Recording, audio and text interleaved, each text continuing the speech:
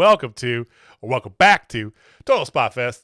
This is JJ Brownlee. That right there, that's Jamie Faulkner, as always. Almost always. But we are definitely coming back at you here. Another episode here. So thank you for watching. Thank you for listening. Thank you for joining us. We do appreciate it. We got a lot of wrestling to get to this week. Jamie, I know you're... This is so much fun for me, guys. I do have to say. Because Jamie he got on a last-minute business trip at the beginning of the week, flew back on the red eye last night, all day today, working family stuff, daughters, this and that, watch wrestling. Now we're recording, and I am just torturing him because he is about ready to just keel over. I'm running on fumes, but you know what? It's all good because I get to talk wrestling at the end of the day. All is great. We get to talk about, again, the greatest move of all time. I made special note about that just for you because, yes, we'll get to it. It definitely did happen. But no, as I said, thank you guys for giving us some of your time. You're checking us out on YouTube. Leave a comment down below if you want to join the conversation. If not, you can hit us up on Twitter at Total Spotfest. As well, while you're down there leaving a comment, like, subscribe, share, tell all your friends, all the good stuff. If you have not already, I'll put a little balloon right here. Go check out. We released a new interview this past Tuesday. For those of you new to the channel, we have interviews periodically. We try to get them as much as we can, but scheduling and whatnot. But periodically, and we do release them on Tuesdays. This past week was with the Perminator himself. Should be sponsored by Busch Light, Mr. Sam B. Definitely. It was so much fun, man. It was good and refreshing to talk Star Wars. And, I do like the fact that all of us were in agreement that 7, 8, 9 were actually solid movies. I mean, 7 kind of pissed me off because it's just basically a love story for 4. It was. But whatever. It's okay. But, but then, I liked our dialogue about the other movies, the other canon movies. The canon, really, because... we don't want to spoil it for you. One's not canon for me. Well, yeah, we don't want to give you everything. Go check out the interview if you guys want to hear more. But basically, Jamie and I are both massive Star Wars fans. We've kind of hinted at this a lot in passing, right? But we're also two very distinctly different types of Star Wars fans. I'm the Star Wars fan that loves everything, and Jamie's very specific about the things he loves and does not love. I'm a purist, ladies and gentlemen. That's all. I like the finer things in life. I like lollipops and thumbs up my butts. No, I'm just kidding. That's a Boogie Nights reference for anybody who's not in the know. Yeah. It's not true. Not true. You get loopy Jamie. You get movie references out the wazoo. That's for sure. So that is 1,000% accurate. So let's truck right along there so we can stay out of the discount bin from Blockbuster because some news happened as well. We mentioned last week Journey Pro has announced their next show coming up weekend at Journey's Numero Dos, number 2, in just a few weeks' time. It's going to be Friday, August 26th, a night show. Friday, 8 p.m. is bell time, set doors at 7. Lemonade Park over in the West Bottoms in downtown Kansas City. They have announced their first 2 matches. So... not pulling any punches either with this, Jamie, because come out from the start with the first match is the main event, your championship match, and oh my, Christian Rose defending the Journey Pro title against Jake, what's my name, something. What's his name? Something.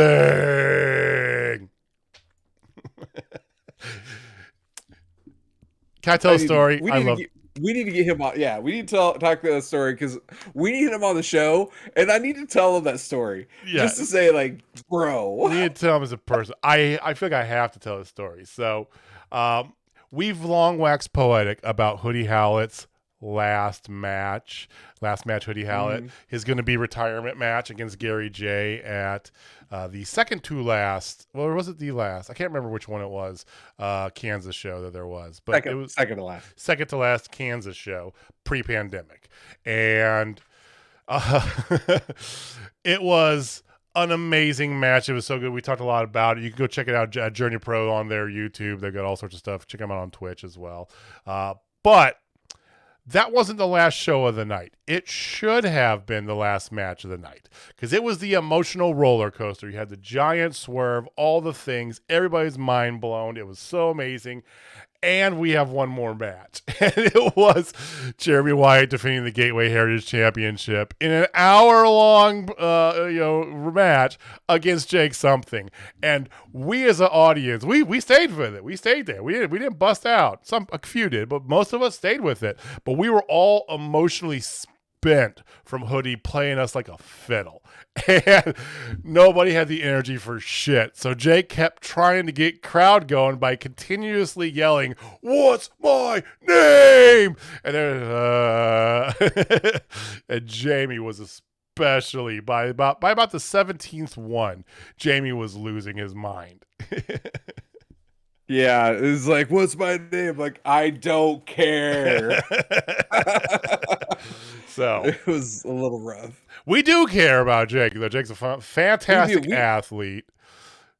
Put in the work. It was just a bad thing. And we even talked to Walter about that. Like, if you go back to one of our previous early conversations with Walter on the show, we even talked to him about, like, man, that kind of sucked. We're not telling you how to do your job, but this one thing, and he goes, "You're right. They absolutely should have swapped those." And, hey, it is what it is.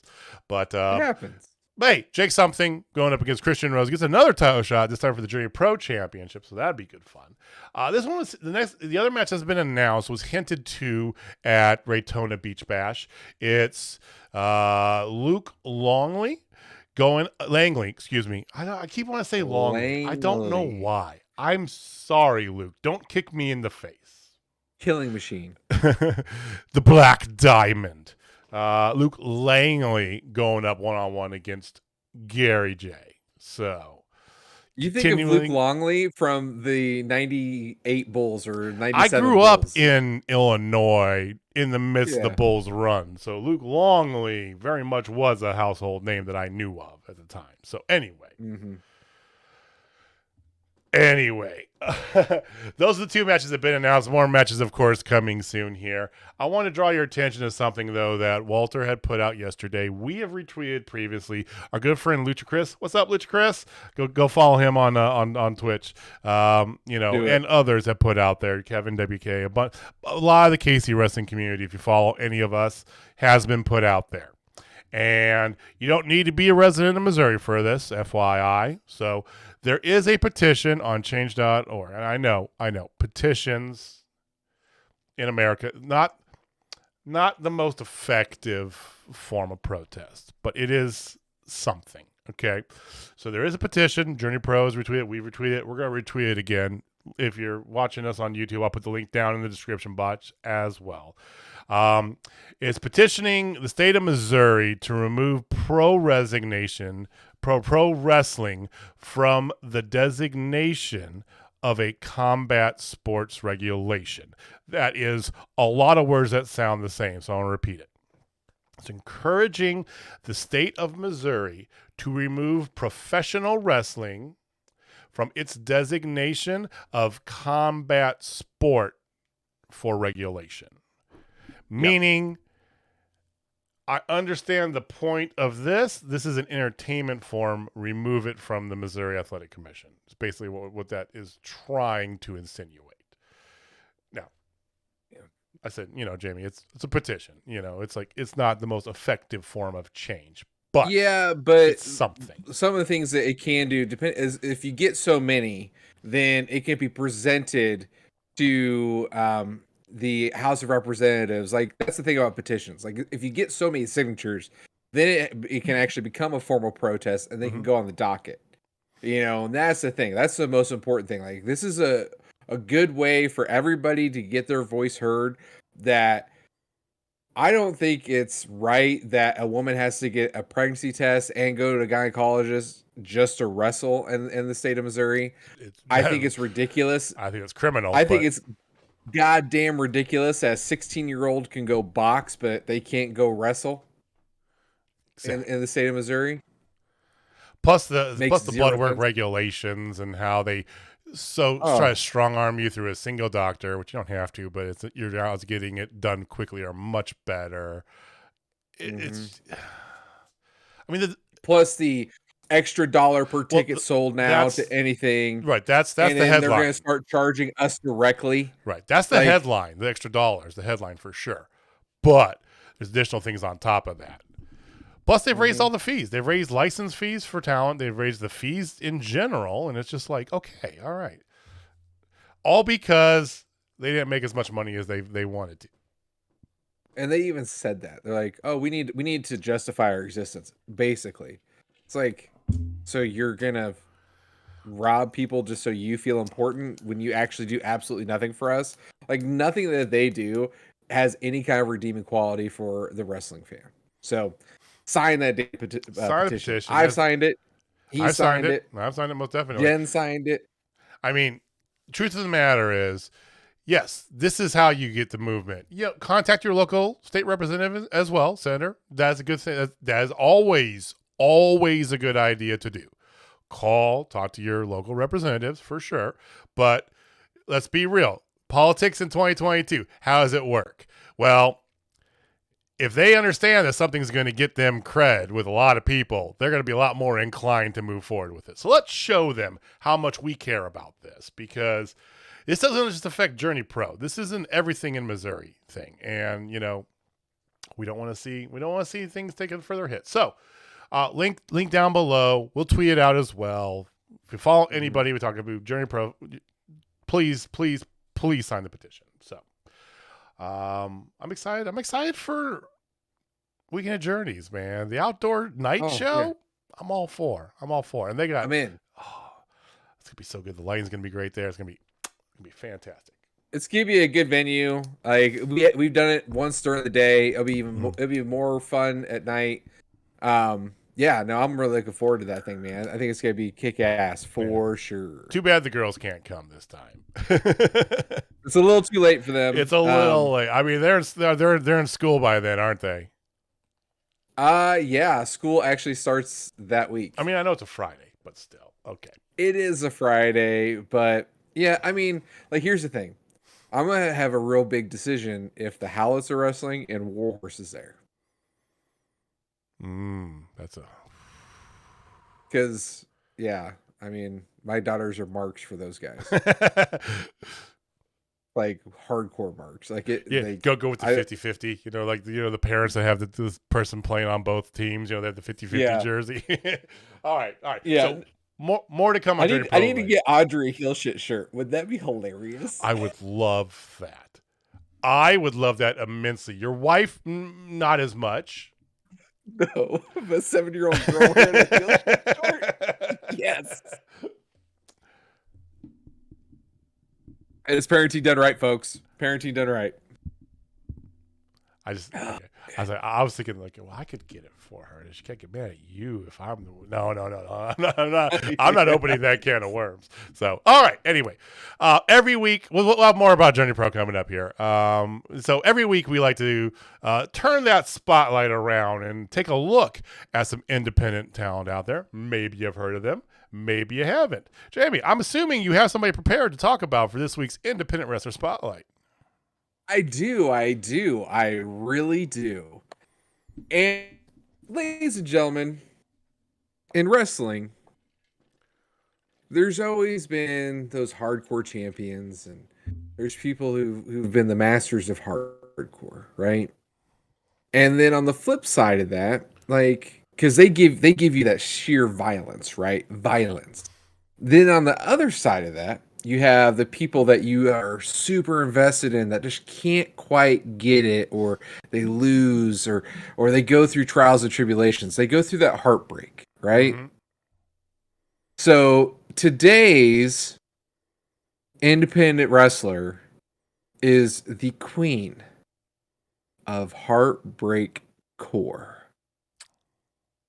Our Australian friend who came through Kansas City and did the All Good Things Flow Through the City nights 1 and 2. Yes, Shazza McKenzie, ladies and gentlemen. Shazza freaking McKenzie, super awesome. She's so good.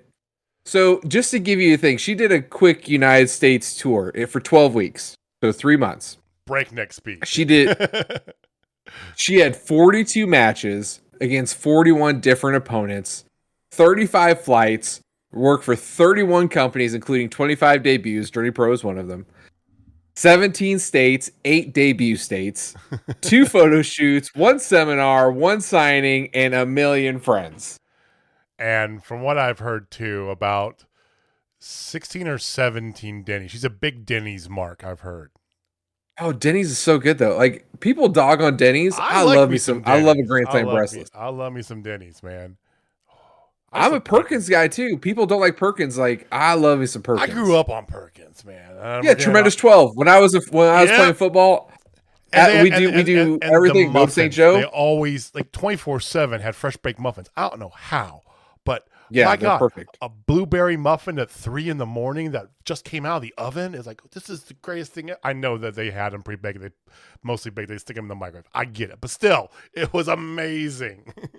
All right, we're off topic here. Shazza. Yeah, we're talking food. Big no, Shazza, apparently, because I saw her on during the near the end of the tour, she was on Rachel Ellering's Twitch, and they were doing like a Q&A bit and all that, and they were talking about all this Denny's stuff because apparently she's a big Denny's mark. Who knew? Yeah. But you can follow Shazza on Twitter at Shazza_McKenzie, ZIE. She has a brand army. She has a Patreon. She, of course, has Twitch. She's on Big Cartel. She's at Pro Wrestling Tees. She's got some Pro Wrestling Tees, PayPal, Twitter, the Instagram, Facebook. And she does a lot of photo shoots with a couple of her friends on the OnlyFans. Tasteful. But regardless of those things, of where you can find her, this woman can flat out freaking wrestle, ladies and gentlemen. Go look up YouTube Shazza McKenzie matches and enjoy the show. I mean, our introduction to her live, because I've seen her on other things before here and there, right? You know, different things, different shows I've seen or whatever, in IWTV and, you know, all this stuff. And the first time seeing her live, her and Gary J, it's like, bah, and it was fantastic. You can go watch it on Journey Pro's YouTube. Oh yeah, her chest got blistered up too. Like they both went after it on it too. Yeah, well, that's Gary for you. But she didn't back down, and then her match the next night was even more fun because it was her and Allie catch in the scramble with Sam Beal, friend of the show. Yeah, Shazza's. Oh, she's such a nice, such a great person too. So go follow. Good human, great human. Fantastic, and IWS this week, Jamie. Thank you. Oh, thank so you. I thought on the other end from the independent wrestler spotlight, I know that you were halfway across the country Monday night, but you said you didn't get a chance to really catch up on any WWE. No. I was a little detained. Doing things. Doing work stuff. I did like what we talked about before. I had like the background. Right? I had on the background. I watched some matches. I'm not gonna lie. You know, I wanted to see Io Shirai because she's one of my favorites. They were in a tag team, so they're doing a tag team tournament for Sasha and Naomi's vacated titles. They're one of the teams. They're of course advanced. It was good seeing her and Dakota. So first time Dakota back in the ring. First time her in the ring in God, a long ass time, because almost a year. Yeah, because she didn't wrestle at all after she was released, and she was actually off TV before that too. I don't remember. Anyway, so it's good seeing them go. Raw is, like I said, I didn't watch it intently, but I kind of just caught pieces of it. Not gonna lie, it was in Cleveland. Ciampa was heavily featured. I was like, if Johnny Gargano is going to come back, it's going to be this spot, right? I think they knew that. They're kind of playing that angle. Ciampa and Lashley, though, I watched that match, and I'm so glad I did, because it reminded me of an NXT Ciampa match. It was good. It was, Lashley can go. Lashley in TNA and old TNA, you know, he could go, and this match was stellar. They had this weird stuff going on all night too. There's this weird car crash, and people didn't know what's going on, and weird different things happening. Anyway, at the end, it was AJ and the Miz was the main event. I was watching again to see if we'd have a run in, and we almost did. But they sold this very well, but it was very odd. So there's a dude that was getting arrested at ringside at the end of the main event. AJ wins. The camera's over his shoulder. By the way, Triple H is in charge. The camera work is still a shit on Raw. I'm just going to say that. Well, and they're looking not to change it, even though that's a Kevin Dunn thing. I understand, you know. Well, Laurinaitis is apparently gone. He was quietly shown the door. You heard that? Yes, I did hear that. So all they got left is Dunn. Just get rid of that piece of shit, and you'll be good. But no, he's already gone. Dunn's gone. Oh, Dunn is gone? I thought he was still hanging on for dear life. I thought he was gone. Yeah. Oh, either way, I mean, he's basically he will be in a matter of days. But no, so this guy they arrested, then as the cops pulled him up, and AJ was kind of looking over, and they kept it on camera on AJ over his shoulder, looking at them, and they very briefly showed it, but then they showed more as in a clip later. Dexter Lumis. That was it. No real explanation. All you got was Corey Graves going, "Is that Dexter Lumis?" You know. How did Indy feel about that? She tweeted out thumbs up emojis. I mean, I don't know if this is a hint that the Johnny Gargano family is I don't know. Johnny has been quoted as saying that he and Candice are going to show up somewhere soon. You will see them. They will be together, and you will see them somewhere soon.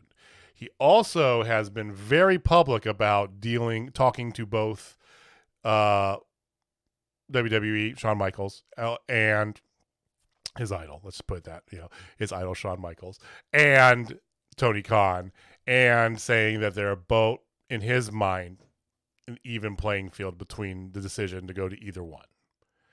That's what he said. One's going to offer more money, and one is going to offer him more time. So, and he's got friends in both. So it's like friends in high and low places. I mean, if I was a betting man, I would have to say with Triple H now running things, I think the needle would lean towards WWE if I had to guess. I would too. I would honestly, and I would not be mad at him at all. That's a good decision for him. That's a very good decision. I mean, look at who he's promoted thus far. Ciampa's been getting a lot of airtime. All of a sudden, he's bringing back Dexter Lumis. You have the women all. Io Shirai's up there. Dakota Kai got brought back. Triple H is bringing back his people, which is why I'm interested in WWE. And you guys let me know if you are as well, because I still agree with our statement. I don't think it's going to be night and day revolutionary changes. Mm-mm. But gradual. I think it'll be gradual, but I think it'll be a better version of what was currently doing. And hey, if we get matches like that Ciampa Lashley match every week, I'll watch that shit. I'll watch it for sure. Mm-hmm. The funny thing is, though, on Friday, I decided, you know what? I might try to watch a little bit of. Oh, you did? SmackDown. I didn't watch any SmackDown. Yeah. So. And you know what match they opened with that I watched? What? A match we've never seen before on TV. Drew McIntyre versus Sheamus. Just same old. And then I was done with SmackDown. I mean, you have all these people. And big shock, Drew McIntyre won. I know. Well, then I saw the clip online that at the end of it, Karrion Kross and Scarlett are back. And they're, yeah, as Karrion Kross and Scarlett, not this stupid fucking gladiator or whatever shit that Triple H is very vocal how he did not like that at all. Anyway, I didn't watch any SmackDown, so I couldn't tell you. But I don't know. I was for having like background noise and stuff and checking in a couple matches here and there. not too shabby. We'll see how it goes though. Yeah. I mean, they've piqued my interest in wanting to get back, but I'm so PTSD. Like, I feel like they're gonna screw me, and next thing you know, like Vince is back, like under a hood, and he's open the bat, like a part of the foundation or whatever it is. Out of nowhere, here's our new general manager, John Laurinaitis. It's like, yep, power. Right. But they still had, featuring the Mysterios and, a lot of the Miz and this and, more Logan Paul highlights. So, I mean, there is still that. Apparently, I think it's today, actually. WrestleMania tickets go on sale. I saw the seating map for SoFi Stadium, which, if you're not familiar, that is where the Los Angeles Rams play football at. It is where the Super Bowl was last year. And don't forget about the Chargers. They play there too. Oh, the Chargers did too. I was trying to bury it pretty good because it's Stan Kroenke world. Fuck that guy. But okay. Yeah, if there's going to be some stellar seats in that thing. They have big video board. Thankful they have that big circle video board. It's going to be but it's a lot of tickets and it's a lot of bucks from what I haven't. As the time of this recording, the tickets have not been released yet, and I haven't really looked into it. But L.A., ooh, God, that's going to be. You know what though? I did hear about WrestleMania. They uncovered that WWE actually had roughly about 4.5 million seats that they didn't show on their expenses. Oh wait, no, I'm sorry. That's Vince. He's up to 19.6 million. Yeah, 19.6. Two more payouts for that big piece of shit. Vince is a piece of shit. I mean, how do you just misplace $5 million out of nowhere, right? Well, that's not a rounding error. Yeah. That's why the SEC's all over him, and the next thing you know, he's going to stay at the same place that Martha Stewart stayed at when she went to prison. Like, homeboy might go to prison. If we know anything about history, you can get away with shit until you start fucking around with the IRS, the SEC.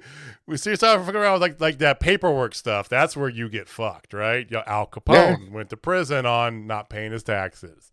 Martha Stewart, insider trading. They didn't care. Put that bitch away, right? Yeah. Vince McMahon. You don't mess with the SEC. Gordon Gekko is the prime example. All right. Icon. Solid. I love that movie. The original, of course. I haven't even seen the second one. This is the second one. I never watched it either. I thought for a second I would. I saw the trailer. I go, nope. Yeah. All right. Let's move on swiftly here. So, you guys give us a comment too.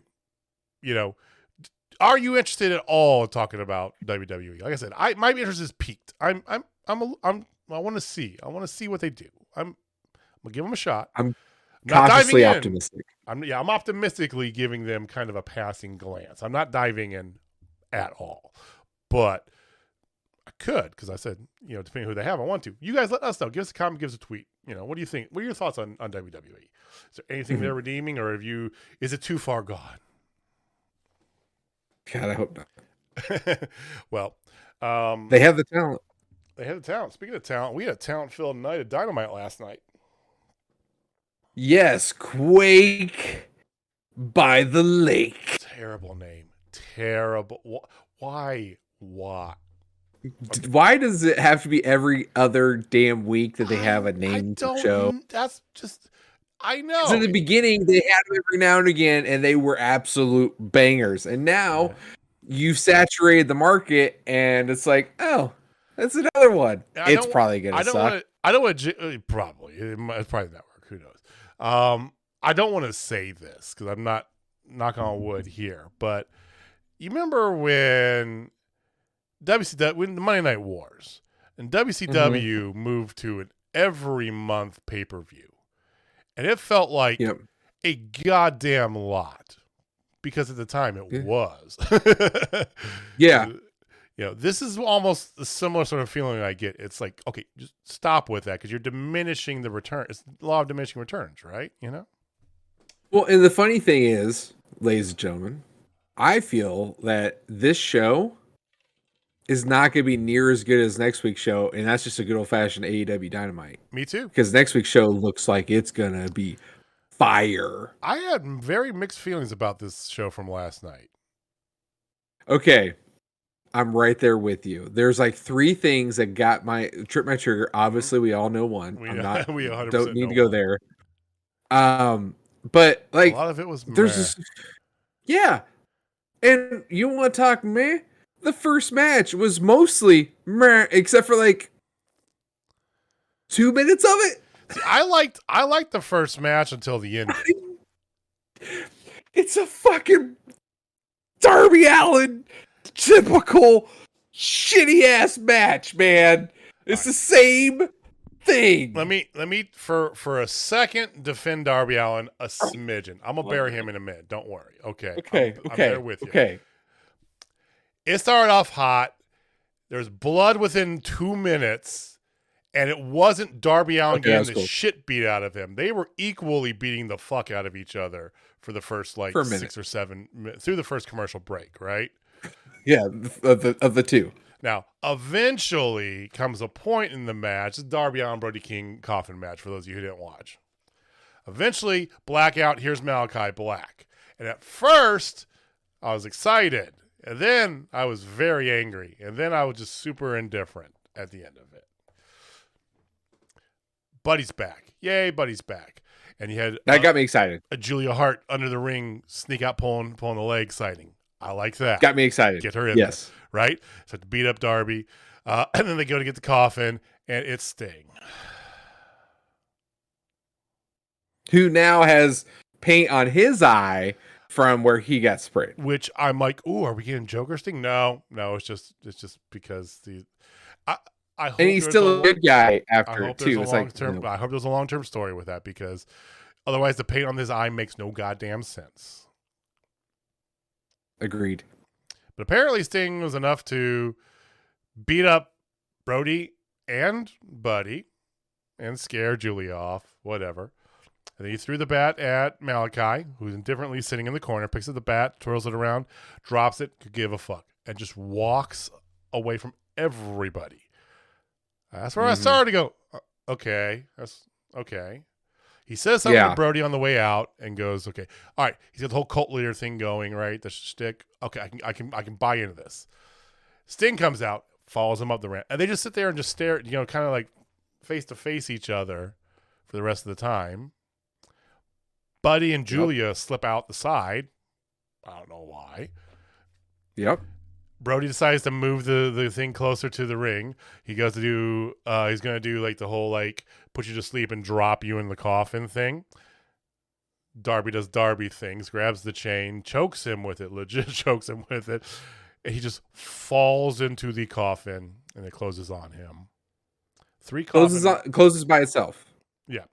He falls. That was kind of fun. Like it felt boom. It was I kind of appreciated that. It was There's been 3 coffin matches. Darby Allin's been all 3. Darby Allin's 3-0. I liked this match for the first 3 quarters of it. I really did. Up until the point where Sting showed his face. It just went away for me, Because I was like, this is the dominance of the House of Black I want to see. I want to see them just end this with Darby and Sting and move on. And this is the perfect way to literally bury it, right? No.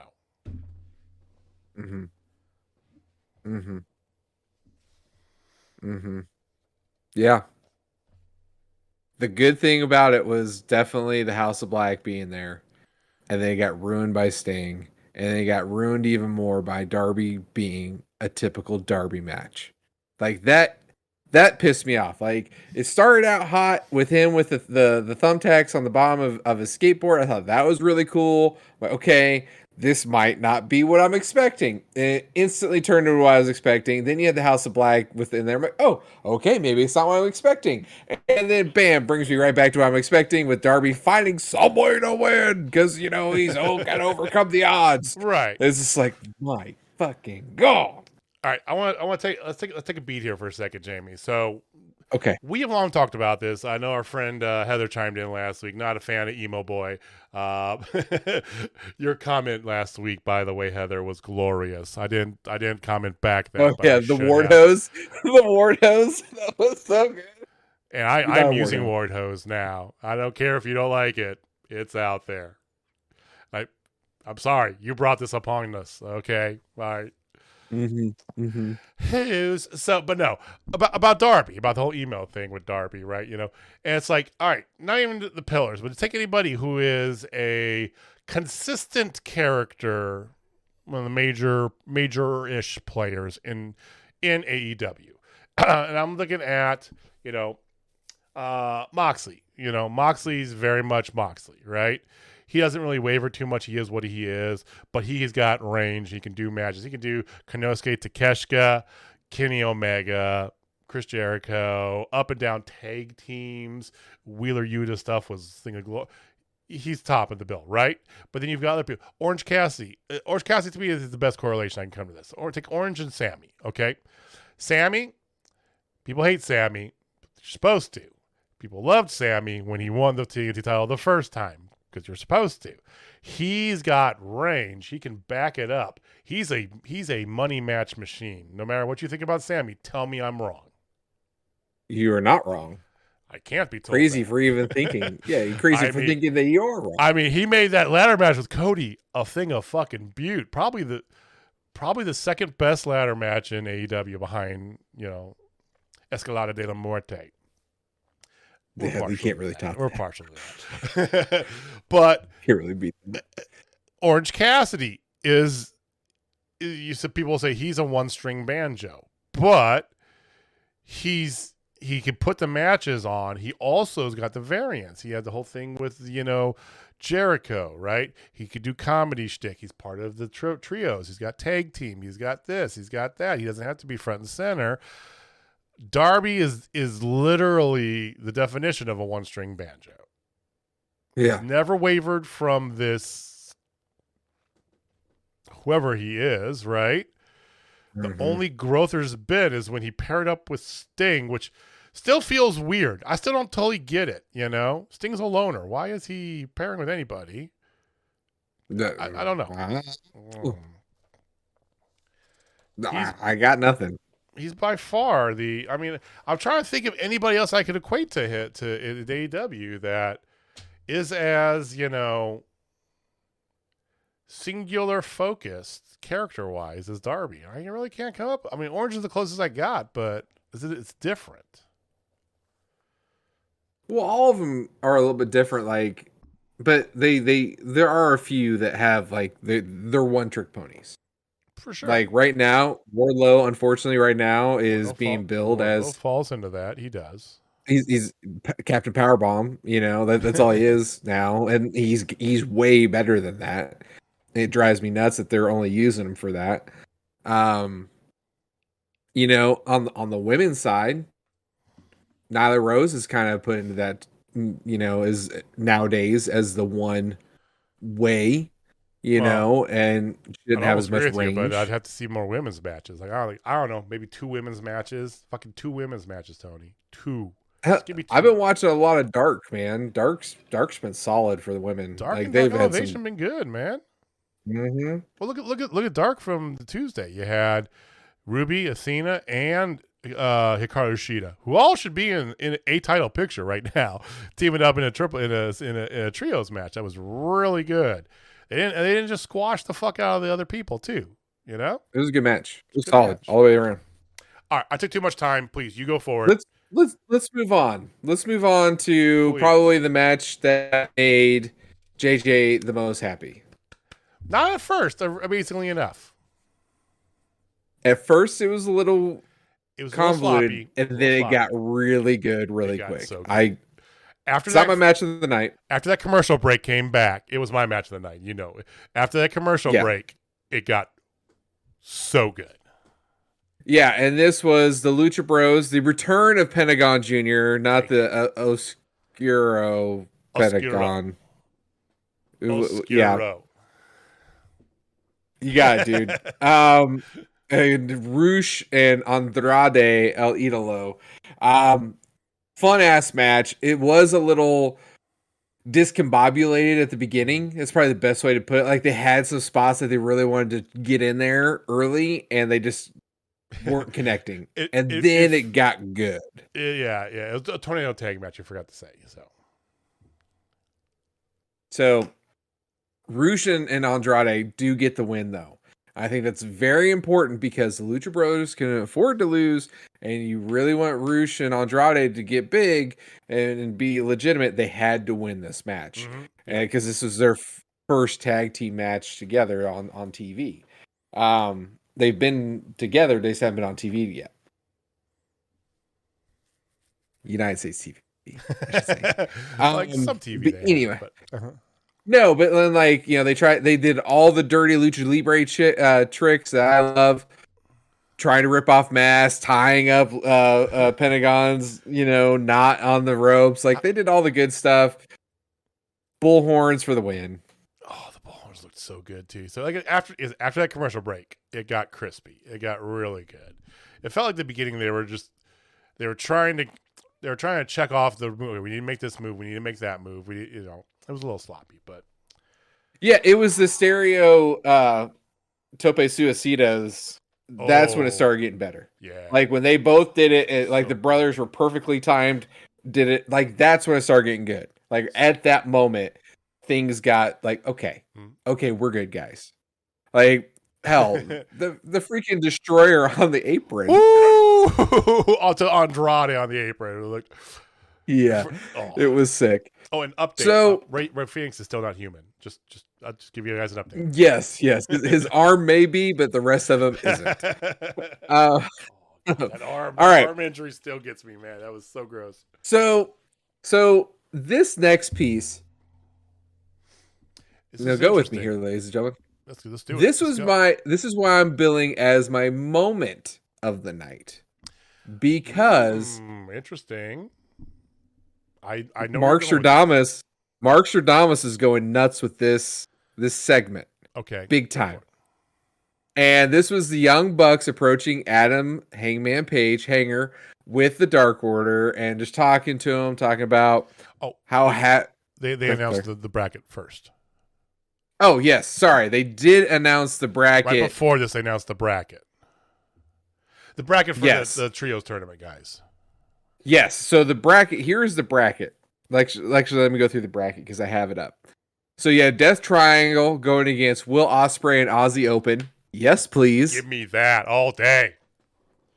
And then they will face the winner of Andrade El Idolo, Dragon Lee, and Rush, the brothers, all together, going up against the Young Bucks and who knows? And then on the other side of the bracket, you have House of Black going against the Dark Order. Oh, boy. And then you have the Trust Bros going against the Best Friends. And you're probably asking yourself, who are the Trust Brothers? And if you're not watching Dark Elevation, you have no clue. Know. It's Ari Daivari people, Parker Boudreaux, the person that Vince created in a lab. Like, this is my big prototypical monster guy who they subsequently released. He's a part of that, whatever. So, yeah. Fun times. Anyway, so fast forward now. Right after that, you had the Bucks come up to Page and the Dark Order and just talking to him about how everything that happened. And then, where they are is very, very important because this is where he won, the world championship. And we stood in the back. Yeah, the building. And we stood in the back, but we wanted to congratulate you and all this. But we would like for you to be a part of our trios team. We want to be a trio with you. And then, if you watched Being the Elite, you knew that I had a feeling this was coming. they're telegraphing this for weeks now. Yes. But the thing that got me the best was Hanger said no. Hanger is like, I'm not going to. This is their moment. I'm going to be in their corner. I'm not doing this. I'm not giving the trios tournament whatsoever. I'm going to be here for these guys. It's the Dark Order's time. And he's given the Dark Order the rub back that he needed in the beginning. But the Bucks were pissed off because of this. And I know what's going to happen. Okay. Are you you think Kenny? I am 100% thinking Kenny Omega is going to be their person. I have no idea. Kenny's ready.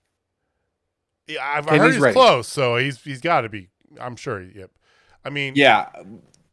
You look at this from the bigger perspective too. You have no Adam Cole. He's obviously not going to be, if he's involved in All Out, it's not going to be in a wrestling capacity, right? Nope. They're taking their dear sweet time with his concussion. Apparently his concussion was a lot worse than we thought too. Yeah. Because they're taking a dear sweet time with him. Same thing with O'Reilly as well. So they weren't even on the bracket, as you saw. So I mean, it's got to be Kenny, right? Yeah, and things changed because Kenny came back soon. Because the dirt sheets, of course, always the dirt sheets, and you could take it with a grain of salt. So what I'm saying is speculation, not necessarily confirmed, but Meltzer's name is on it. My understanding is this. The Bucks and FTR were supposed to go head to head at All Out, and the Bucks were going to drop their belts to them at All Out, which makes sense. What we thought originally, yeah. That was always the plan. But they knew that this whole when's Kenny coming back thing and Hangman has always been in the cards. Like they've been wanting this for a while. So Kenny's back. So they called an audible and had the belts get dropped to Swerve and their glory, right? So this opened up for the Bucks to Hanger be part of and Omega and all this. So that kind of leaves FTR waiting in the wings a little bit, and it kind of sucks for Swerve and them because I do believe that they're going to face off against FTR, and then FTR is going to take the belts. So then they can have all the belts, which makes the most sense. Well, that's going to happen eventually. We know this. Yeah. Yeah. Just, is it going to be at All Out or they're transitional champions? No matter, unfortunately, yes. Yeah. No matter what, though, the Bucks and FTR are going to be at a pay-per-view going against each other again. It's going to happen. But anyway, back to this. So with that being said, with Omega there, this is what Mark Stradamus is saying. Try to get that stamp. He's trying to get that stamp, guys. Okay. So your finals are going to be the Dark Order going against the Bucks and Omega. I mean, if Omega's involved, that makes so much sense. It really does. That's your final. And then this is what's going to happen. One of the Dark Order is going to get hurt. And Hanger's got to step in. Hanger's going to step in and be there for the Dark Order like they were for him. Get the win for the Dark Order. Or Dark Order's going to win with him in his corner, and he's going to have something happen. Like, he's going to do something in the match in order for them to win. Which might be the most realistic, but I feel like it's going to be one or the other. Either he has to step in and be in that match with the Dark Order, or the Dark Order, he helps him in the finals, and Dark Order Kenny does some dark stuff or some heel shit, and he's got to come around and because there's still got to be bad blood between Kenny and Hanger, or they reverse that and Hanger costs the Dark Order, and the Bucks and them get it. But I don't like that. Okay. I'm going down an even deeper path with this. Yes. If that would happen, and you love fancy booking Island, so let's stay here for a minute. if that is the way that it goes, I believe it could signal. I know this isn't going to happen, but a revitalization for the Dark Order with a new leadership involved. For some reason, and once again, these are dirt sheets, guys. We don't have insider information. We're reading this shit just like you are. We're nerds. It's okay. But I've been reading that there's more and more chatter about Bray Wyatt lately. Mm-hmm. And for some reason, it's being connected to AEW. Now, the most logical place you would think would be House of Black, right? Because that's dark like Bray Wyatt, right? Mm-hmm. But Bray Wyatt has a known past history with Brody Lee, right? Mm-hmm. It's known to the casual fan.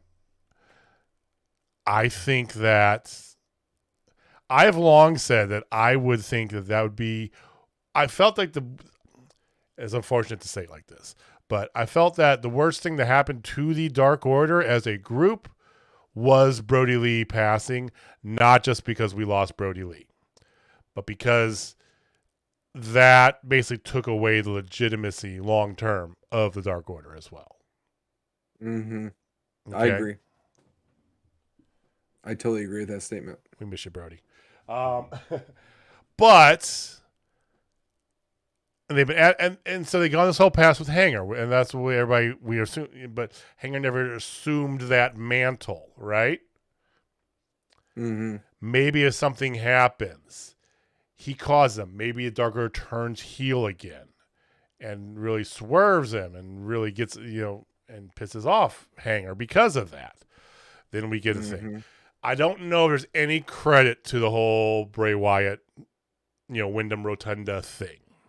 But if there is any credit whatsoever to him coming back to wrestling, I think this would be a fantastic place to do that as leader of the Dark Order. At All Out. At All Out. At the biggest pay-per-view of the year. Now, do I believe that's going to happen for real? No. But there's a lot of chatter, and it just makes me I'm more and more inclined to start to lean in that direction. So we'll see what happens. Yeah. I don't know who else besides Kenny it would be though for the Bucks. There's nobody else it could be, right? It's Kenny. Has to be Kenny. There's not a person that I can think of that would fill that shoe. Not even close. Nobody at all. No. Maybe it's Cutler. Maybe it's Cutler. Shut up, Brandon. All right. Yeah. So, all right. So after this, we can go real fast through most of this because squash match. Poor Anthony Henry, the workhorseman. Great dude. We ate barbecue with him. He had to go against Luchasaurus. It was a complete squash match. Luchasaurus just beat the piss out of him, which I feel like Luchasaurus is still going to turn heel. I'm sorry. I feel like he's going to turn his back on Jungle Boy because he's still coming out in all black. Turn. Yeah, he's still coming out in all black. He's still coming out with the more dark music. Bro's a heel. They're just acting like he's not. You know, he it's like he just loves me. So after that, yeah, Christian Cage just jawed, whatever. That was probably his worst promo of any of the promos he's been doing lately. It just pissed me off. Not even gonna lie. And then Jungle Boy runs back there because he was slow clapping and says he's having fun. Blah blah blah. It's dumb. All right. So after this, though, you had a Miro segment, which was very enjoyable. It was interesting. It's a little bit tweak on because they've been very similar. His like video promos lately. This one wasn't. So Miro's is talking about his recent history and how the House of Black has touched him, and now he's in the darkness and all of this. And then Julia Hart comes out and she goes, embrace it like I did. Take your gift. And she touches him. And he literally just grabs her hand off of him, and he goes, "Only one woman is allowed to touch the Redeemer." It's so good. And then he goes, "Tell your pagans I accept my gift, and I will use it He goes, I'll use it, and the path leads through the House of Black. It was like, oh yes, give me some of that. I mean, that we get the joy if what I think that means happens. We get the joy of Miro versus Brody King, Miro versus Buddy Matthews, and then Miro versus Malachi Black. The match we always wanted WWE but never got. Never got. Plus, we get 2 Julia Hart in one night. Sightings in one day. She's getting so much better in the ring, guys. And I actually watched the Anna Jay match, and she actually looked halfway decent. I'm like, oh, somebody's been working again. That's good. Good for her. Be that as they may, 2.0 are very well, are very knowledged wrestlers. Let's put it that way. So, yeah. You had a quick little Powerhouse Hobbs thing with Factory paying tribute to him because they're the face of Ricky Starks or whatever. Jay Lethal, Sanjay Dutt, and Satnam Singh come out, and Lethal says he wants another title shot against Wardlow. War Daddy. That's just for you, Heather. He wants the War Daddy.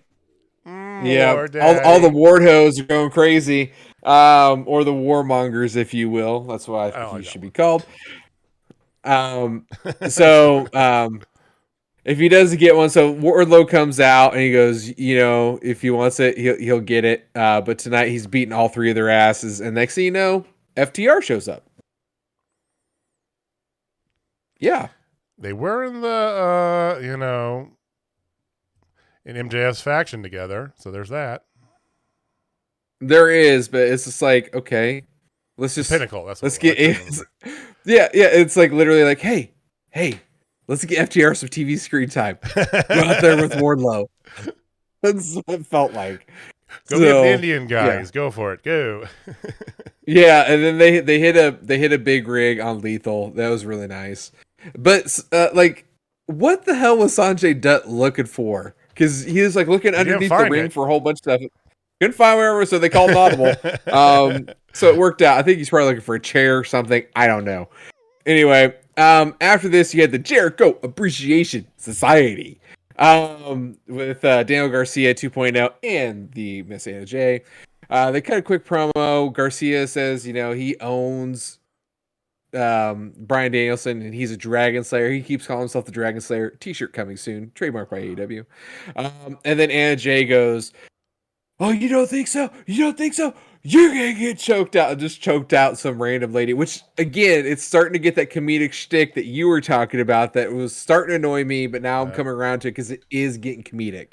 And I'm like, okay, I can get behind this. And the one she choked out was one of the timekeepers actually.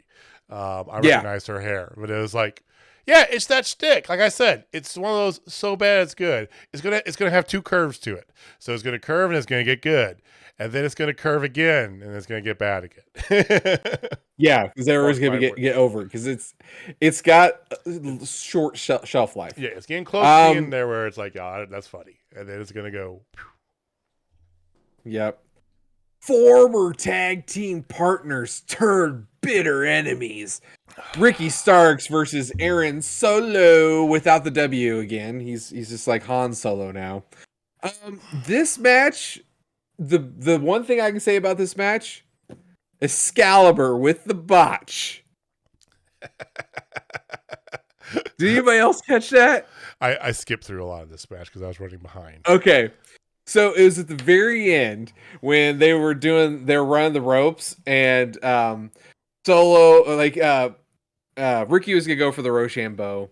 Solo kicks out. He starts to go for a super kick, in which he ducks. He pushes the foot down. They start running the ropes, and as Starks hits the ropes, before it happens, like they did a move in between, like he missed a clothesline. He called spear. He goes spear, and then he's like, oh no, they tried to cover for it, and then boom, spear. It's like, oh, this isn't predetermined. I did watch that. I totally missed it. I wasn't paying attention at all. Yeah, it was hilarious. He hits the spear for the dub. Next thing you know, here comes out Miami Vice, Nick Camarado. You haven't seen him on. They've been doing that like promos on Dark and stuff lately. They've changed him from whatever the shit he was before to a better and gimmick. Actually gave him a gimmick. Yeah, they actually gave him a gimmick. Well, I think if you caught too the whole QT thing, they're doing a very. I don't know if this is just mocking the terrible like Italian Chicago mobster guy in NXT or whatever, but they're doing a very almost like mob-esque style to the factory now. It's kind of like, QT Marshall's now definitely Italian. He made reference to like, just like Parmesan and your mama spaghetti, like, and Nick Camarado looks that part for sure now. He's got the he shaved off the big beard. Now he's just got the Miami Vice after 5 o'clock shadow style. Looks good. But yeah, he comes running down. It was fine. After that, though, had a lot of fun with Billy Gunn talking to the Gun Club, and then here, they're talking about, like, you guys suck, but I got you another match, and here comes Danhausen, ass boys, and then freaking Billy Gunn's face gets really big, and then the other boy stick. So good. Yeah, and then it's like, oh yeah, me and the bearded one, you guys got me, and he touches Austin. Austin's like, don't you ever touch me. It's so damn bearded good. One, he means Eric Redbeard. Yes, so Beardhausen is what they're going to be going by on Rampage. Beardhausen going against the ass boy. Let's go. I love this. Then you go to the best friends saying whatever, don't care about that. Okay. I have positive things to say about this next match. Oh, well then please, let's start with the positive things. Madison Rayne made her AEW debut. That's a positive against thing. Jade Cargill, and as we all know, she is now going to become the women trainer, basically, women agent. And yeah, that's your positive. It was not bad. It was a typical. Jade Cargill match. Yeah, she's one-dimensional. Denominator. I'm just gonna say, but to all this credit, okay, let me get this on my chest. Yeah. All this credit about Jay getting better, not wrong, but also the way that this is being built. 35, 36-0, whatever the hell it is, undefeated, 500 days, women's champion, face of the. She should be. It's Goldberg. All year 100. Thank you. That's exact. I mean, I'm just like, if she was coming out here just doing squash matches consistently you come out here and in 2 minutes beat the fuck out of whoever it is, right? Bang, bang, bang. Jaded over. At least that would be a story. A continuance for 30 some odd matches. I just Madison Rayne is a multi-time women's champion, singles and tag team in the whole 9 yards. And this match looked like garbage. Mm-hmm. I mean, the only thing redeeming quality is you had Athena come out afterwards. So they're still building the Athena thing. And that's the thing I'm really enjoying about this. Me too. Athena and Jade still haven't wrestled, but they are feuding like crazy for the past few months. So there will be a blow off for this, and I think it will be Athena giving Jade Cargill her first loss. Well, I think it's got to be. I think that for Jade's own good. I know you want to put her with a big shiny belt on the side of the truck and the billboard because look at her, right? Physical specimen. Don't get me wrong. Gorgeous, strong woman. Of course, fantastic, right? Sells tickets, love it. You got to take that belt off of her, though, to give her character longevity. You got to pull that belt off of her. And who else is going to do it? That's the thing. Athena's the only one who hasn't faced her, so it's got to be her. Yeah. And if it's not her, then who? Tegan Knox, maybe. I don't know. I mean, I'm in. Candice LeRae. Fuck. even more. It's good. It would have to be someone else coming in because it's like I said, you killed Ruby, for that belt right now, unfortunately. Hey Ruby. Statlander's hurt, so she can't be the one to do it. You got Tony Storm obviously in the world title picture for whatever reason. Britt would be the only other one that I would say would on paper make sense. Yeah, but they're doing Britt Rosa 4. Yeah, and they're not going to put Britt up against Jade. That's not fair to Jade. No, that would destroy Jade. Yeah, that's shooting yourself in the booking foot. Mm-hmm. They want Rosa Britt again until they find somebody else who's. I mean, Tony could rock the belt, but not yet. The big belt. I mean, what else? What are you gonna do for All Out? If so, say you have this here and you drop it to Storm. I mean, there has been beef between her and Britt, but Britt did beat her recently, but that was with the help of other people. True. You're also 3 weeks out. You're a little over 3 weeks out from All Out, so. So then it's gonna be Rosa Storm at All Out. That's what it feels like.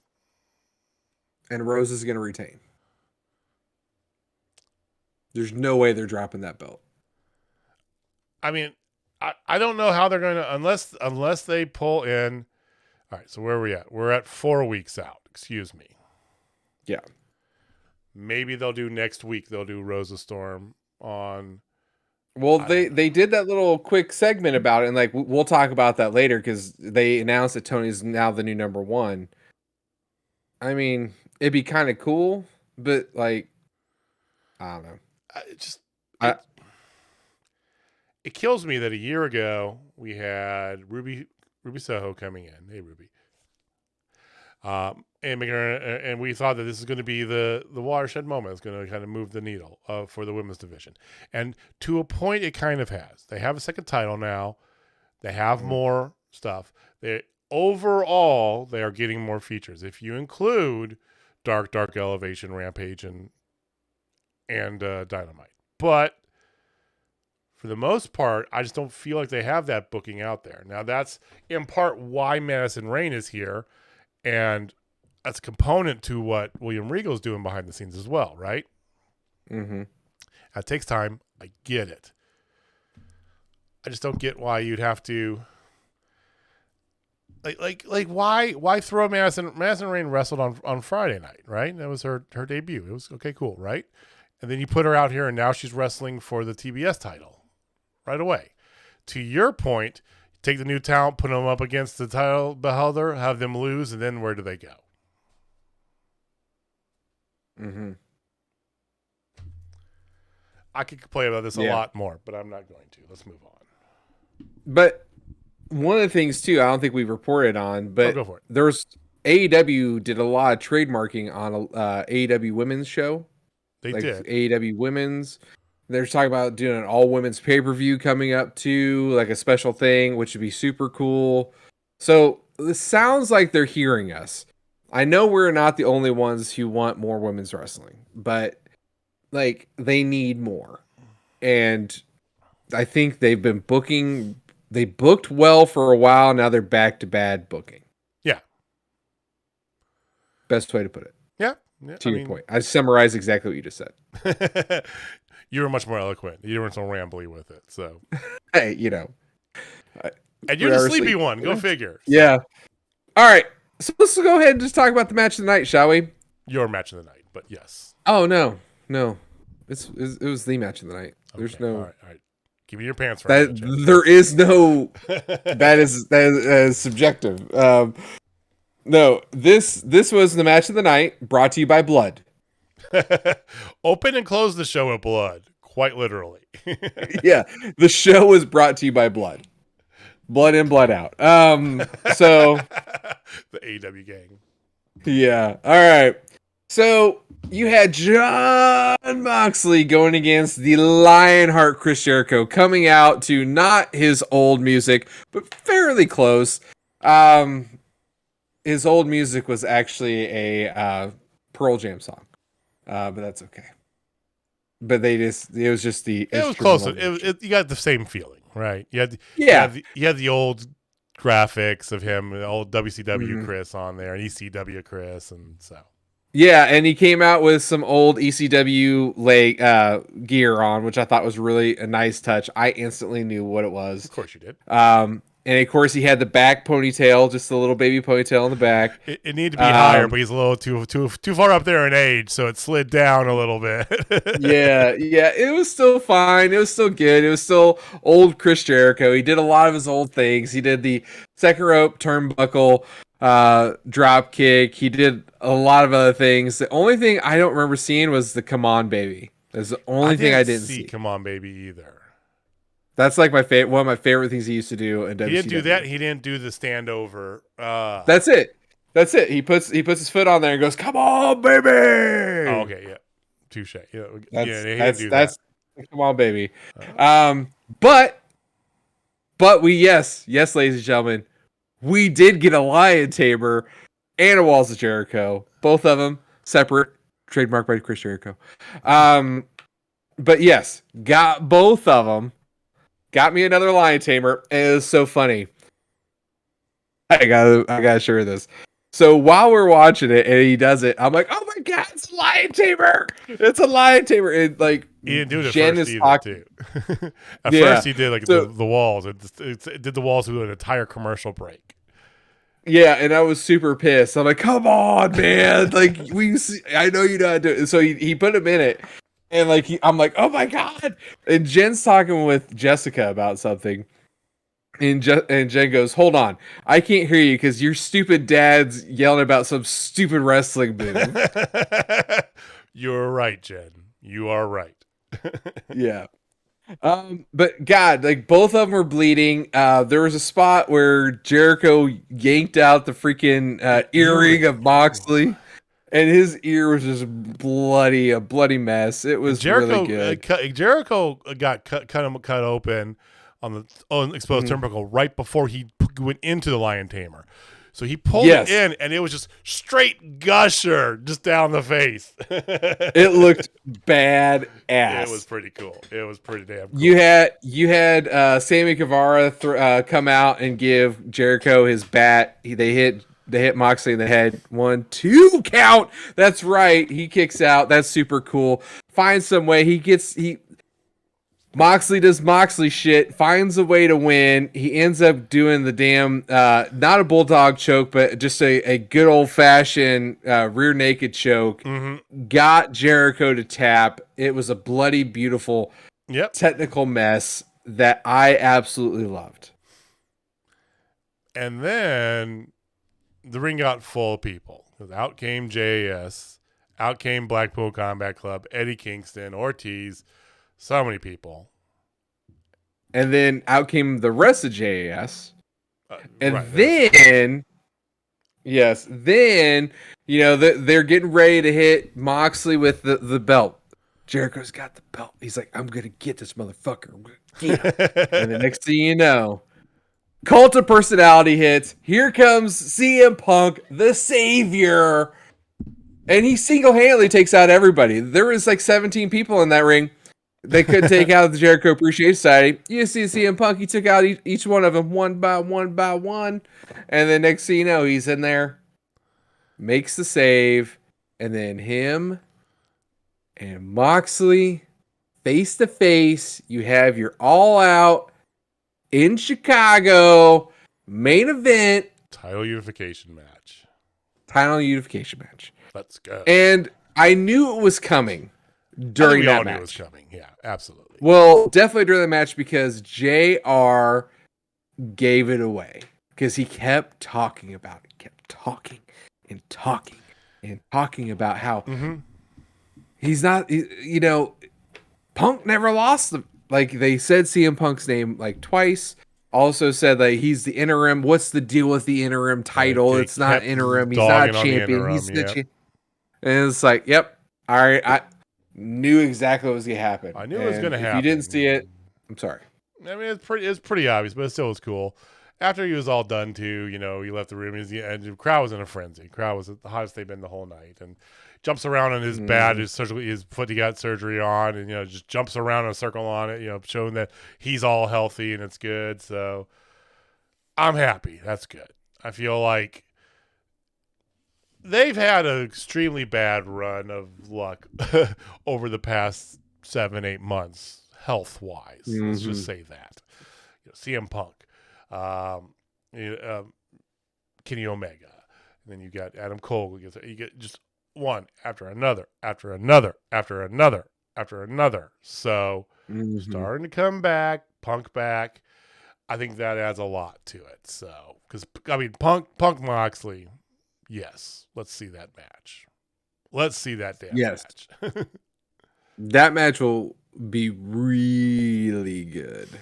It's going to take a lot for a match to be better than that, I feel. At the pay-per-view. That's why it's the perfect main event. It is the perfect main event. In Chicago, too, is going to be so good. Just checking. Jim still does have a wedding that weekend, right? Yes. Okay, all right. Yes. All right. I'm just and wondering. Then after CM Punk came out, I'm afraid to look at it to see what the second. Yeah, we're going to have to get secondhand if we did go. And my wallet appreciates that. Pop. Yeah. Unfortunately. I'd rather just spend $60 at home. Yeah. We'll get some wings. We'll just do it up that way. It's an odd show though. So it's kind of like at the end, it ended on such a high note that they're trying to get you to forget about the bullshit that was also part of it. Okay. I hear that, but I can't. No. It had high notes, but the thing is, the high notes were high, the low notes were low, and it ended up just becoming a okay show. Yeah, that's probably the best way I can put it. I mean, the best things were kind of lost in the mix there. You had the Lucha Wonderfulness and the whole Dark Order Hanger Young Bucks story. It all just kind of in the first half hour they stuck that in there, and then there's enough crap afterwards. Just but CM Punk's back, so there's that. CM Punk is back. I cannot wait for Ricky Starks to get into a freaking title picture already. Like, I'm hopeful that post. Here's my real hope. Okay, you've gone Mark Stradamus here a little bit, talking about Kenny Omega, some other stuff as well. I just hope post All Out, we got enough people back healthy, enough things going on here. Hope there's a Warner Brothers HBO Max deal involved or something, whatever. I don't know. But I just hope there's a better direction that we can get more or less a story reset with a lot of these guys. I'm looking at House of Black. Although House of Black and Miro have a thing they need to do. We got to get that somewhere.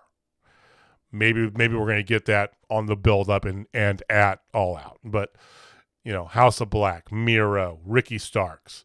Give Wardlow something better to do, right?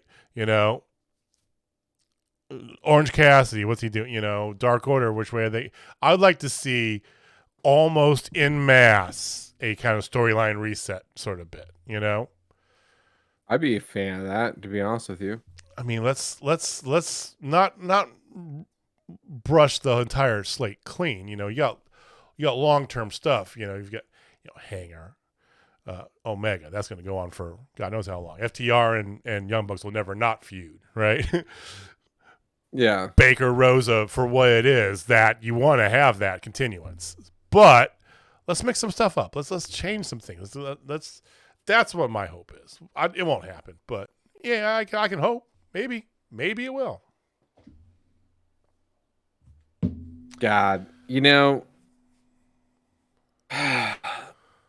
I want to believe you. I want that as well. I just don't know. It won't happen. Because if they could do a solid reset right after All Out, it'd be worth it. Like it would. Like, let's start from scratch. Let's get some brand new feuds. Hey, we got these young guys who are pretty damn good. Let's give them some pushes. Hey, Starks, let's give you the TNT title. Let you be the one to beat Wardlow because you're good enough. And if you beat Hobbs, you're big enough. That's a great feud to have between those two. Yeah. And it's like Hey, giving guys the push in the right way is my big thing. Exactly. And you have people who are so over Acclaimed. Hey, Acclaimed. Why don't you guys start feuding with FTR for the belts? Yeah. Perfect. Let's do it.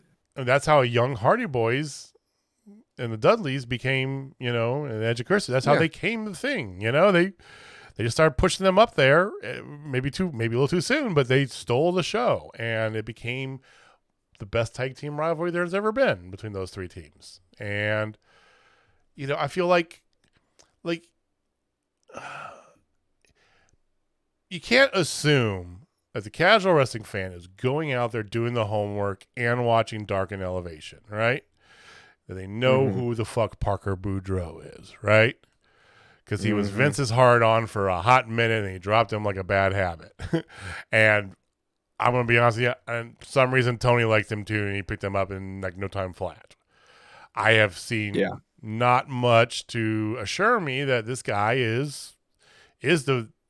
I don't even think he's the next Brock Lesnar. I don't really, it's like he can have an interesting shtick, sure. I just don't know what the fuck it is because it's so nondescript. And other young people he gets like Leon Ruff, Leon Ruffin, I guess he's now called. That's a guy. This is a guy that could have an amazing run. He got a quick shot in NXT and then got shown the door, and he's just a jobber now. And it's like. Meanwhile, Wardlow gets this Goldberg-esque treatment in more ways than one. Jade Cargill, same thing. Ricky Starks can be the man, 100%. Let's change some things up here. Well, all right, ladies and gentlemen, I will pose this question to you. JJ posed a question to you earlier. I'm posing this one. You got two homework assignments, y'all. Who do you want to see AEW push in the men's and the women's that doesn't necessarily get the push today? Go. You can give me tag teams. You can give me TNT title, TBS title, trios. I don't give a shit. Just tell me who you want to see push that deserves it, because there's some solid ones. Abaddon needs to be on my fucking TV. Like that's the first woman that comes to my mind is Abaddon. Like, my God, she's been busting her butt. Like, if you follow her, like her body transformation, like she is putting in the work. Yep. Can't wait to see it. Best character work in the game too. Yeah, like that's just to give you one of mine. So comment, Twitter, let us know. You guys got 2 homework assignments. Let's go. All right. Well, we will be back next week. So hopefully, I'm with you. I bet you next week's going to be a banger show. We got a 2 out of 3 falls match with Danielson. It's probably going to be a fucking banger show. Sign me up for that one. We'll be back as well. Let you know what else is going on. During Pro should have more announcements by then. We'll see what else is going on. Quick note about Impact Wrestling. If you haven't been there watching it, Impact Wrestling still really good. Killer Kelly debuted for the promotion last week. Tonight is her in-ring debut. If you haven't seen Killer Kelly, give her a look. It's worth your time. She is fantastic. Yes. So Impact's still doing that good work. They've been doing a bunch of like weird. They had like a Friday show on pay-per-view a couple of weeks ago, and then they had like a Saturday show. I don't know. They've been doing like odd. Like, remember how they used to do those like little $10 like little like bi-weekly little jobbers, little pay-per-view things. They're kind of doing something similar, but they're like all over the place. It's weird. I don't know, but Impact is still really good. Love me some Impact, y'all. We'll be back next week. Tell you what's been going on with everything. Same bad time, same bad channel. Keep an eye out. Follow down below. Hit the like button and the follow. Hit the bell if you want to know when we have interviews coming out. You'll get a notification. Like I said, we got a bunch of interviews lined up here, so be on the lookout. And that's all I got. So, Jamie, if you got nothing else, I'm going to turn it to you and let you take us home. All right, ladies and gentlemen, if you're not down with Total Spotfest, I got 3 words for you. Come on, baby! That is 3 words, not 4. That's 3. All right, guys. We'll see you next time. Peace.